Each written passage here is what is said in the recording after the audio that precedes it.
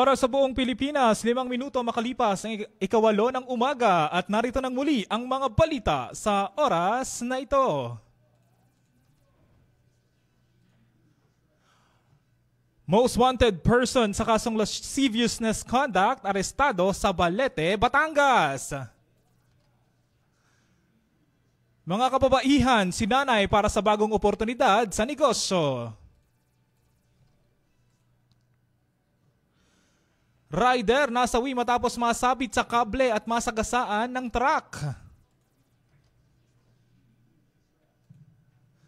City-level most wanted person na aresto sa isinagawang manhunt operation. Magsasaka patay sa saksak sa Cavite. At 4 na lugar sa Batangas kabilang sa COMELEC election hotspot. Sa detalye ng mga balitang yan, ka-vibes na aresto sa Tanawan City o ng Tanawan City Police ang isang lalaking kabilang sa provincial most wanted person sa kasong lasciviousness conduct. Sa Barangay Sala, Balete, Batangas, noong ika-26 ng Marso, kinilala ang suspect na si alias Gabriel, 37 taong gulang, isang construction worker at residente ng nasabing lugar. Nahuli siya sa bisa ng warrant of arrest na inilabas ng Regional Trial Court Branch 83 Tanawan City na may piyansang 200,000 piso.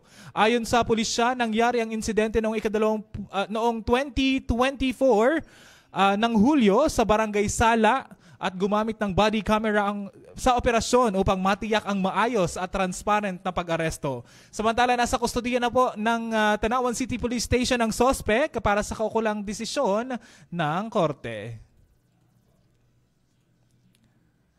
Sa Tanawan City, mga ka-vibes, patuloy ang pagpapalawak ng lokal na pamahalaan ng Tanawan, Batangas ng kasanayan at kaalaman ng mga kababaihan sa lungsod. Ito ay sa pamamagitan ng pagbibigay ng mga karagdagang pagsasanay upang mapaunlad ang kanilang kakayahan. Ilang kababaihang Tanawenya ang sumailalim sa pagsasanay sa paggawa ng detergents at fabric softener.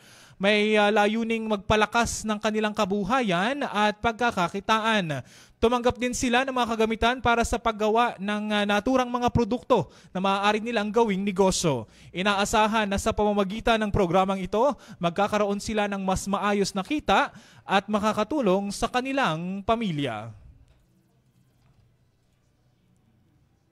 Lipat naman tayo mga ka-vibes sa probinsya ng Quezon. Sa Sariaya, Quezon, patay ang isang rider matapos masabit sa kable at masagasaan ng truck. Nasaway nga po ang isang 43 taong gulang na motorista matapos maaksidente sa Ecotourism Road ng Barangay Manggalang Kiling, Sariaya, Quezon noong Martes lampas alas 5 ng madaling araw. Ayon sa investigasyon ng Sariaya Municipal Police Station, nawala ng kontrol sa motorsiklo ang biktima na si alias Pendi matapos masabit sa nakalaylay na internet cable sa kalsada. Dahil dito tumilapon siya sa simento at nasagasaan ng kasunod na trailer truck na minamaneho ni alias Antonio. 44 na taong gulang mula sa San Antonio, San Pedro, Laguna. Dahil sa matinding pinsala sa ulo, agad siyang nasawi. Sa ngayon ay nagpapatuloy po ang investigasyon ng mga pulisya hinggil sa insidente.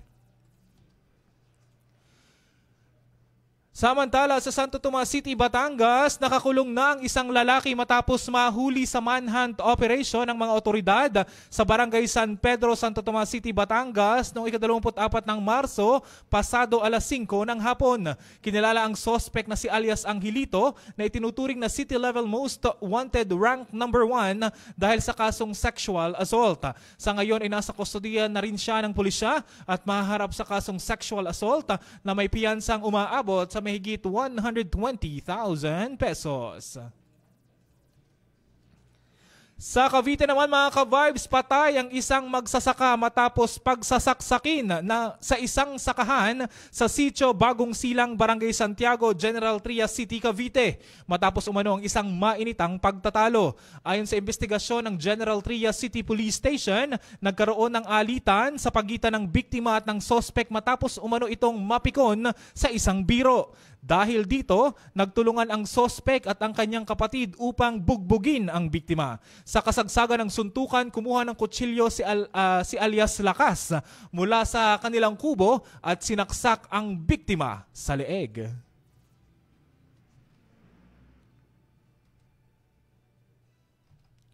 Samantala, sa ating huling local news mga ka-vibes, 4 na lugar nga po sa probinsya ng Batangas ang kabilang sa COMELEC election hotspot. Isinailalim ng Police Regional 4A ang 4 na lugar sa Batangas sa yellow category o may kasaysayan ng election relation incident matapos matukoy ang 8 election hotspot sa buong Calabarzon. Ito ang mga lugar ng Mataas na Kahoy, San Jose, Taal at Tanawan City, Batangas. Samantala, kabilang rin sa yellow category ang Santa Maria, Laguna, Candelaria at San Francisco sa probinsya po yan ng Quezon. Habang sa Tagkawayan, Quezon ay isinailalim sa orange category o lugar na may banta ng karahasan mula sa mga armadong grupo. Kasabay ng pagsisimula ng campaign period para sa lahat ng lokal na kandidato. Aktibong lumahok ang Office of the Election Officer sa Batangas sa nationwide Grand Baklas Operation ngayong March 28, 2025 alinsunod sa COMELEC Resolution number 11086. Pinangunahan ng Commission on Election o COMELEC ang operasyon kasama ang Department of Environment and Natural Resources o CENRO, Department of Public Works and Highways o DPWH, Department of Interior and Local Government o DILG at Philippine National Police o PNP. Isinagawa ang Grand Baklas sa iba't ibang bahagi ng Batangas upang alisin ang mga campaign materials na hindi sumusunod sa tamang sukat at lugar ng pagkakabit alinsunod sa mga alituntunin ng COMELEC. Patuloy na ipinatutupad ang mahigpit na regulasyon sa pangangampanya upang matiyak ang patas at malinis na halalan sa darating na May 2025 elections.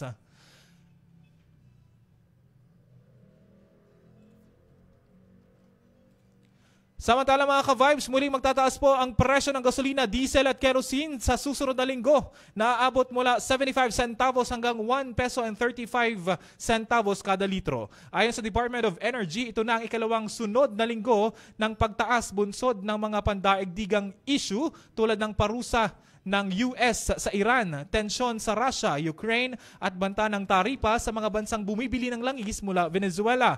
Ang opisyal na anunsyo ay sa Lunes at ipatutupad naman ang taas presyo pagpasok ng Martes.